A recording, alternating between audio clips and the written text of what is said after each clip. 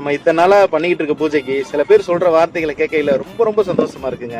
அதுல பாருங்க, மோகனா பார்த்திபன் சொல்லி 5 வருஷமா அவங்களுக்கு 2வது பேபி குழந்தை தரிக்கலையா.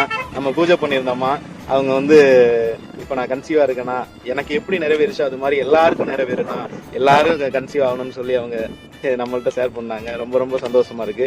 அடுத்து பாத்தீங்கன்னா அசோக் ராஜன் சௌமியான்னு சொல்லி ரொம்ப ரொம்ப தேங்க்ஸ்ண்ணா, நான் இப்ப கர்ப்பமா இருக்கேனா அப்படின்னு சொல்லி சொன்னாங்க. அடுத்து பாத்தீங்கன்னா மாடசாமி மகேஸ்வரின்னு சொல்லி, ஆனா நானும் கர்ப்பமா இருக்கேனா அப்படின்னு சொல்லி ஷேர் பண்ணாங்க. இதெல்லாம் கேட்கையில ரொம்ப ரொம்ப சந்தோஷமா இருக்கு.